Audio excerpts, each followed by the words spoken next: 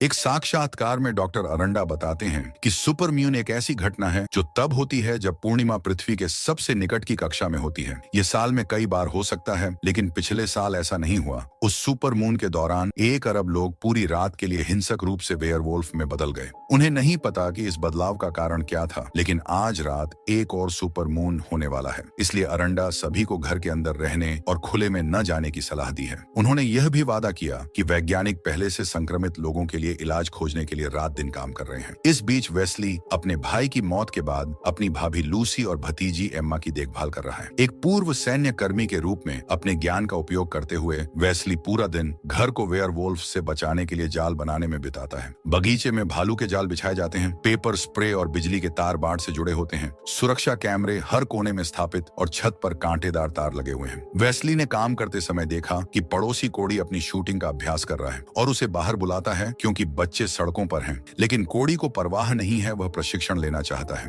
क्योंकि उसने देखा है कि वेयरवुल्फ पहले से ही जापान और ऑस्ट्रेलिया में आतंक मचा रहे हैं। उसी समय रीगन नामक एक और पड़ोसी एम्मा को खुश करने के लिए कुछ कुकीज लाता है क्योंकि आज उसके पिता की पुण्यतिथि है। उसका धन्यवाद करने के लिए लूसी उसे कुछ अतिरिक्त बैटरी और काली मिर्च स्प्रे देती है। रीगन के जाने के बाद वेस्ली घोषणा करता है कि घर को शेष दिन के लिए बंद रखना चाहिए और लूसी के साथ फिर से नियमों पर चर्चा करता है। उन्हें किसी के लिए भी दरवाजा नहीं खोलना चाहिए, कोई शोर नहीं मचाना चाहिए, ध्यान आकर्षित नहीं करना चाहिए और गोली चलाने में संकोच नहीं करना चाहिए। क्योंकि वेस्ली रोग नियंत्रण केंद्र या सीडीसी के लिए काम करता है, वह आज रात ड्यूटी पर है और जाने के लिए एम्मा और लूसी से माफी मांगता है। उसके जाने के बाद लूसी सभी दरवाजे और खिड़कियां बंद कर दी हैं। शहर में सेना ने सड़कों पर कब्जा कर लिया है। कर्फ्यू लगने वाला है, इसीलिए बसें बेघर लोगों को उठाकर आश्रय गृहों में भेज रही हैं। वेस्ली को किसी ऐसे व्यक्ति पर संदेह है जो अजीब दिखता है और निराशावादी संकेतों को देखकर घबरा जाता है। जब वेस्ले सीडीसी सुविधा में पहुंचता है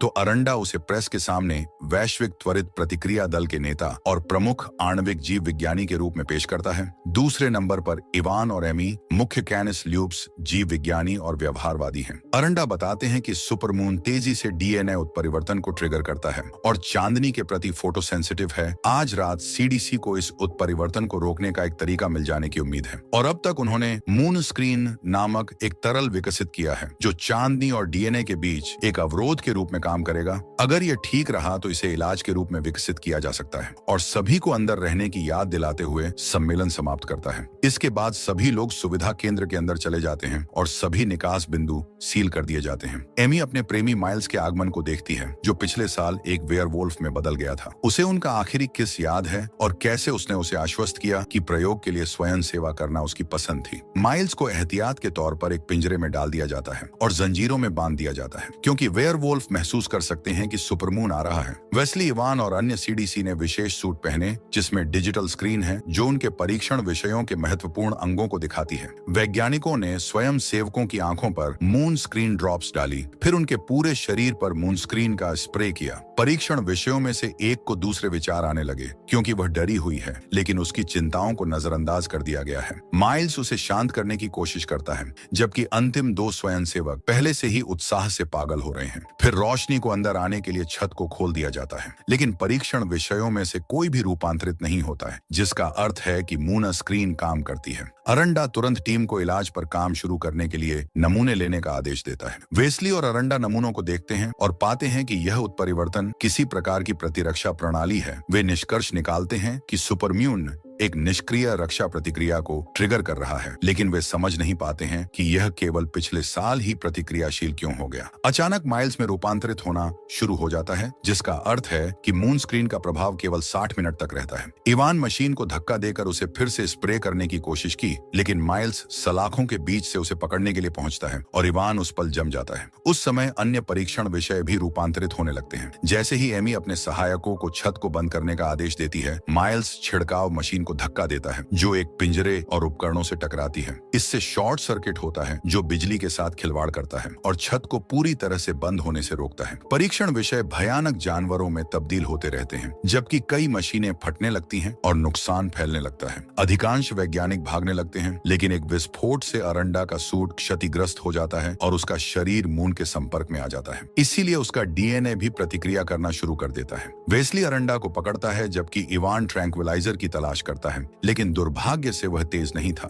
अरंडा का अपना रूप बदलना समाप्त हुआ और उसका नया बालों वाला शरीर सुरक्षात्मक सूट से बाहर निकलता है। इस प्रक्रिया में वह इवान को अपने पंजों से काटता है। तभी एक वैज्ञानिक ने गोली चलाई और वेयरवुल्फ भाग गया, लेकिन कुछ आवारा गोलियां और पिंजरे खोल देती हैं। जबकि वेस्ली खून से लथपथ इवान को दूसरे कमरे में ले जाता है तो अन्य वेयरवुल्फ भी भाग जाते हैं और सशस्त्र वैज्ञानिकों को मारना शुरू कर देते हैं। विस्फोट से निकले धुएं और बिजली गुल होने के कारण कमरे में देखना मुश्किल हो जाता है, इसलिए एक एक करके वैज्ञानिकों को अंधेरे में ले जाया जाता है। एक वेयरवुल्फ एक सशस्त्र व्यक्ति को उठाता है और खिड़की पर फेंक कर उसे तोड़ देता है, जिससे बाहर निकालने का रास्ता बन जाता है। गलियारे में बाकी कर्मचारी बाहर निकलने की कोशिश कर रहे हैं, लेकिन जल्द ही वेयरवुल्फ भी इस क्षेत्र में पहुंच जाते हैं और मारना जारी रखते हैं। एक गिरते हुए शरीर से चौंकने के बाद एमी वेस्ली और इवान के साथ फिर से मिलते हैं। जबकि वे अस्पताल के लॉक को खोलने के लिए संघर्ष करते हैं तो एक वेयरवुल्फ पास में एक और शव गिरा देता है और वे उनके पास आने लगते हैं। सौभाग्य से वे समय रहते दरवाजा खोल लेते हैं और सैनिक द्वारा गोली चलाने से पहले ही अस्पताल में भाग जाते हैं और अंततः इस जानवर को मार देता है।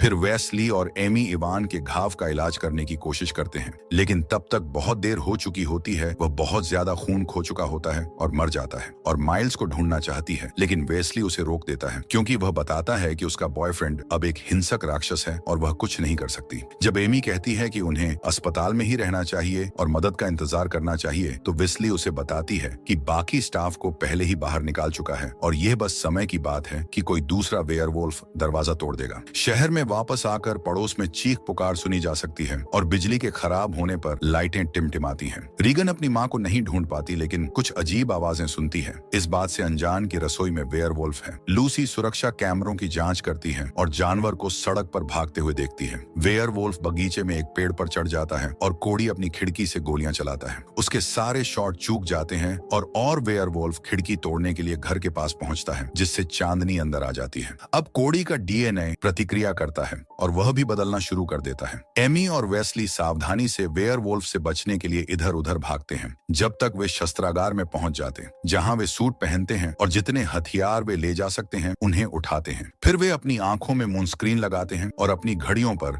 60 मिनट सेट करने से पहले किसी भी खुली त्वचा पर स्प्रे करते हैं। वेस्ली एमी से वादा करता है कि अगर उनमें से कोई भी बदल जाता है तो दूसरा गोली चलाएगा। बाहर निकलते समय उनकी मुलाकात माइल्स से होती है, इसलिए एमी एक लाइट बल्ब चलाती है ताकि भागते समय उसकी चिंगारी से उसका ध्यान भटक जाए। दोनों वेस्ली की कार में घुस जाते हैं और जितनी जल्दी हो सके भाग जाते हैं। वेस्ली ने लूसी को फोन किया और उसने कैमरे पर जो देखा उसे साझा किया। उस समय रीगन बाहर आता है और लूसी से विनती करता है कि वह उसे अंदर आने दे, क्योंकि एक वेयरवुल्फ ने उसकी मां को मार दिया था और वह अकेली नहीं रहना चाहती। लूसी मदद करना चाहती है, लेकिन वेस्ली उसे याद दिलाता है कि दरवाजा खोलना खतरनाक है। जब वे बहस करते हैं, एक वेयरवुल्फ रीगन पर हमला करता है और उसे भी मार देता है। क्योंकि वेस्ली फोन कॉल से विचलित हो जाता है, इसलिए वह कार को बस से टकरा देता है। कॉल खत्म हो जाती है और रीगन की हत्या के समय उसकी चीखें सुनकर लूसी को घबराहट का दौरा पड़ता है। उस पर हमला करने वाला वेयरवुल्फ कोडी है, जो इलेक्ट्रिक ट्रैप को सक्रिय करने लिए अपने शरीर को बाट पर धकेलता है। लूसी उसे कैमरे पर देखती है और उसे दूर रखने के लिए मिर्च स्प्रे सक्रिय करती है। कार में एमी और वेस्ली आग की लपटों के उन तक पहुंचने से पहले ही बाहर निकलने लगते हैं। वेस्ली को एहसास होता है कि उसने अपना फोन गिरा दिया है, लेकिन उसके पास वापस जाने का समय नहीं है और एमी को उसे घसीट कर ले जाना पड़ता है। अब दोनों के पास पैदल चलने के अलावा कोई विकल्प नहीं है और जब वे कुछ वेयरवुल्फ को कारों को नष्ट करते हुए पाते हैं तो वे छिपे रहना सुनिश्चित करते हैं। वे आगे बढ़ने के लिए सावधानी से कुछ पार्क की गई गाड़ियों के पीछे चले जाते हैं, लेकिन दुर्भाग्य से सड़क के दूसरे छोर पर और जानवर दिखाई देते हैं और अब दोनों को घेर लिया जाता है। कवर लेने के लिए वे एक कार के नीचे छिप जाते हैं और चुप रहने की कोशिश करते हैं, जबकि वेयरवुल्फ लगातार चीजें तोड़ते रहते हैं। जानवर उनकी कार को भी सूंघता है, लेकिन सौभाग्य से वह उन्हें नहीं ढूंढ पाता और जल्द ही वेयरवुल्फ सड़क से चले जाते हैं। जब एमी और वेस्ली बाहर आते हैं तो अलार्म उन्हें याद दिलाने के लिए बजता है कि उन्हें फिर से मून स्क्रीन लेने की जरूरत है। वेयरवुल्फ यह सुनकर उनका पीछा करना शुरू कर देते हैं, इसलिए दोनों को भागना पड़ता है। एमी ने देखा कि एक मॉल का गेट बंद होने वाला है, इसलिए वे जल्दी से गेट के नीचे खिसक गए, इससे पहले कि वह जमीन को छूता, जिससे फ्यूरियस वेयरवुल्फ बाहर रह गए। वहाँ एक बच्चा है जो उनसे अपने पीछे आने को कहता है और जैसे ही वे दोनों ऐसा करते हैं, वे देखते हैं कि विभिन्न दुकानों के गेटों के पीछे कुछ लोग बंद हैं। वेस्ली को एहसास होता है कि यह भूमिगत सुरंगों वाला एक बाजार है, जिसका उपयोग वे शहर को सुरक्षित सुरक्षित रूप से पार करने के लिए कर सकते हैं। अचानक एमी की गर्दन पर एक ब्लेड दिखाई देता है और जो लोग यहाँ रहते हैं वह हमला करने की धमकी देते हैं। हताश वेस्ली बताता है कि वह केवल अपने परिवार तक पहुंचना चाहता है, इसलिए रहस्यमय समूह उन्हें सुरंग के प्रवेश द्वार तक मार्गदर्शन करने के लिए सहमत हो जाता है। इस बीच लूसी ने फिर से कैमरों की जांच की और पाती है कि कोडी अधिक वेयरवुल्फ को बुलाने के लिए चिल्ला रहा है। कुछ मिनट बाद एमी और वेस्ली सुरंग पार कर लेते हैं, लेकिन इससे पहले कि वे निकास द्वार खोल सकें, उनके पीछे एक वेयरवुल्फ दिखाई देता है। दोनों गोली चलाने की कोशिश करते हैं, लेकिन वेयरवुल्फ उन्हें गोली मारने से पहले ही उन्हें नीचे गिरा देता है और फिर वेस्ली को इधर उधर फेंकता है। जब वह जमीन पर गिरता है तो उसे एक धातु का पाइप मिलता है और वह वेयरवुल्फ को चाकू मारने के लिए उसका उपयोग करता है, जो मरने से पहले वेस्ली पर खून थूकता है। अब वह और एमी आगे बढ़ सकते हैं और दरवाजे तक पहुंच सकते हैं, लेकिन उन्हें पहले मून स्क्रीन को फिर से लगाना होगा। दुर्भाग्य से तरल इतना गर्म हो गया है कि अब वह प्रभावी नहीं रह गया है। अब पास में एक दुकान खुली हुई है। दोनों ने खुद को तिरपाल से ढक लिया और इमारत में घुसने के लिए दौड़े। उन्होंने दरवाजा तोड़ दिया और अलार्म सक्रिय हो गया, इसलिए एमी उसे नष्ट करने के लिए दौड़ी। इससे पहले कि यह वेयरवुल्फ को सचेत कर सके, फिर वेस्ली ने मून स्क्रीन को फ्रिज में रख दिया और अब उन्हें इंतजार करना होगा। बाद में वेस्ली ने एक अजीब सी आवाज सुनी और उसका पीछा करते हुए स्टोर में एक बच्चे को पाता है, जो उसे चौंका देता है। बच्चा भी रूपांतरित हो चुका है और अब एक बिल्ली खा रहा है। वह बच्चे को गोली मारने की हिम्मत नहीं करता, लेकिन सौभाग्य से एमी के पास एक टीजर है और वह जल्दी से उस जीव को मार गिराती है। शहर में जानवरों को लूसी के घर में आधे कैमरों को नष्ट करने का एक तरीका मिल जाता है। फिर वे बिजली के जाल सक्रिय करने के लिए बाढ़ के खिलाफ अपने बड़े शरीर को धकेलना शुरू कर देते हैं, जिससे घर की रोशनी खराब हो जाती है। शोर सुनकर लूसी बाकी कैमरों की जांच करने से पहले एक हथियार तैयार कर लेती है। वेयरवुल्फ एक पेड़ को नीचे धकेलते हैं जो बाढ़ पर गिरता है और इस प्रक्रिया में बिजली की लाइनें नष्ट हो जाती हैं। अब पूरा घर में अंधेरा है, लेकिन वेस्ली ने अपने परिवार के लिए बहुत सारी टॉर्च छोड़ी हैं। जैसे ही लूसी और एम्मा घर के चारों ओर दौड़ते हैं ताकि ज्यादा से ज्यादा लाइटें जला सकें, वेयरवुल्फ बाढ़ को पार करते हैं और उनमें से एक का पैर भालू के जाल में फंस जाता है। जल्द ही लूसी उन्हें छत पर चढ़ते हुए सुनती है, इसलिए वह छत पर गोली चलाने और जानवरों को अंदर जाने से रोकती है, लेकिन अंततः उसकी गोलियां खत्म हो जाती हैं और उसे वापस लौट करने के लिए रुकना पड़ता है। एमी और वेस्ली ठंडी मून स्क्रीन लेने के बाद सड़क पर लौटते हैं। वे क्षेत्र में मौजूद वेयरवुल्फ पर प्रभावशाली दक्षता के साथ गोली चलाने वाले गियर पहने लोगों के एक समूह से मिलते हैं। जानवरों को दूर रखने के लिए टीम वर्क और भारी हथियारों का उपयोग करते हैं। जब वेयरवुल्फ चले जाते हैं या मर जाते हैं तो एमी और वेस्ली इन लोगों से मदद मांगने की कोशिश करते हैं, लेकिन उन्हें विश्वास नहीं होता कि दोनों किसी रहस्यमयी तरल पदार्थ से सुरक्षित हैं और बहस शुरू हो जाती है। अचानक एक वेयरवुल्फ फिर से प्रकट होता है और एक आदमी को मार देता है, इसलिए उसका साथी गोली चलाता है। वेस्ली और एमी एक कार के पीछे छिपने के लिए भागते हैं, जबकि एक अन्य योद्धा को एक जानवर द्वारा पकड़ लिया जाता है और उसका चेहरा खा जाता है। एक आवारा गोली कार की खिड़की को उड़ा देती है और एमी को कुछ मिनटों के लिए चक्कर आ जाता है, इसलिए वेस्ली आने वाले वेयरवुल्फ पर गोली चलानी पड़ती है। एक अतिरिक्त बड़ा वेयरवुल्फ छत से कूदता है और सड़क के बीच में उतरने से पहले एक लाइट पोस्ट पर विस्फोट करता है। ट्रक में सवार एक आदमी तुरंत गोली चलाता है,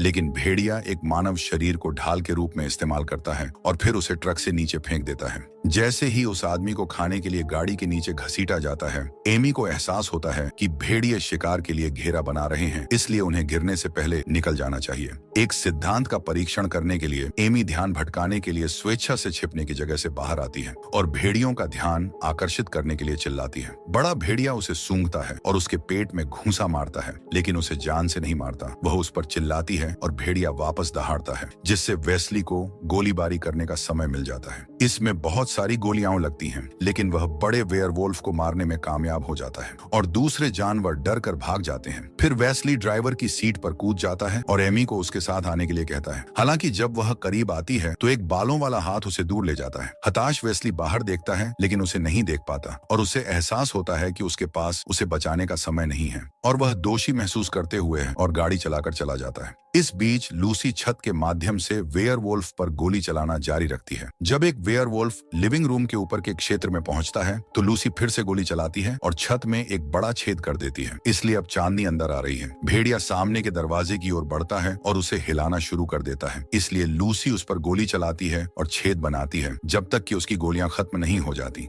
हताश होकर लूसी खुद के लिए चाकू और एम्मा के लिए निवारक स्प्रे ले लेती है। उसी क्षण एक वेयरवुल्फ खिड़की को ढकने वाली लकड़ी को तोड़ता है और अंत में घर में घुसता है, इसलिए एम्मा और लूसी बेडरूम में छिपने के लिए भागती हैं। वेयरवुल्फ उसकी नाक का अनुसरण करता है और उन्हें खोजने वाला होता है, लेकिन जब वह बाहर से शोर सुनता है तो वह वापस चला जाता है। ये वेस्ली है जो सड़क को अवरुद्ध करने वाले 4 जानवरों पर हॉर्न बजा रहा है। वह ट्रक में तेजी से आगे बढ़ता है और बारिश के नीचे एक एक करके भेड़ियों को कुचलना शुरू कर देता है। आखिरी प्राणी उसे रोकने की कोशिश करने के लिए ट्रक पर कूदता है, इसलिए वेस्ली ट्रक को सीधे कोड़ी के गैरेज में घुसा देता है। लूसी और एम्मा को लगता है कि यह खत्म हो गया है, लेकिन इससे पहले कि वे निकल सकें, एक वेयरवुल्फ दीवार को तोड़कर अंदर आ जाता है। दोनों भागते हैं और लूसी एम्मा को एक कोठरी में उसे धक्का देती है। इससे पहले कि वह चाकू लेकर एक दरवाजे के पीछे छिप जाए, एक भेड़िया पहले एम्मा को ढूंढता है और लकड़ी का दरवाजा तोड़ता है, इसलिए वह उसे डराने के लिए स्प्रे सक्रिय करती है। उसी समय एक दूसरा जानवर दूसरे कमरे में प्रवेश करता है और लूसी उस पर कूदने के लिए सही क्षण की प्रतीक्षा करती है, लेकिन भेड़िया उसे आसानी से ड्रेसर के ऊपर फेंक देता है।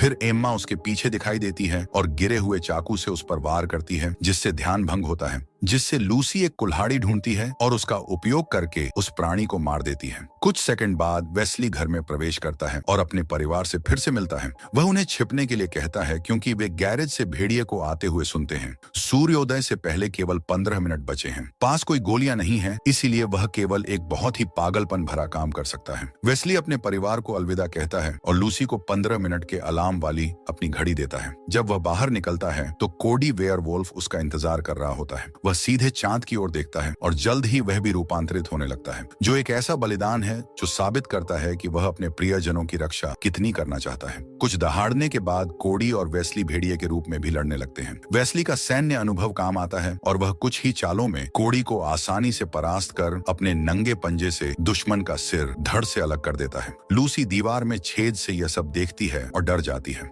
इसलिए वह एम्मा को अलमारी में छिपाने के लिए भागती है। उस समय जमीन पर एक गोली मिलती है और वह अपना हथियार तैयार करती है और वेस्ली से अपने परिवार को याद रखने की भीख मांगती है। उसके शब्द उसे सिल बंद पिछले दरवाजे से घुसने से रोकने के लिए पर्याप्त नहीं है। इस प्रकार लूसी उसे उसके भाई की तस्वीर दिखाती है। यह भी काम नहीं करता और वेस्ली दहाड़ता है, जिससे वह गिर जाती है। लूसी के पास शूट करने के लिए तैयार होने के अलावा कोई विकल्प नहीं होता, लेकिन अचानक घड़ी का अलार्म बजता है और उसे वेस्ली के शब्द याद आते हैं। लूसी खिड़की पर गोली चलाती है, जिससे सूरज की रोशनी को अंदर आ जाती है। जब वह ऊपर देखती है तो वेस्ली फिर से इंसान बन जाता है।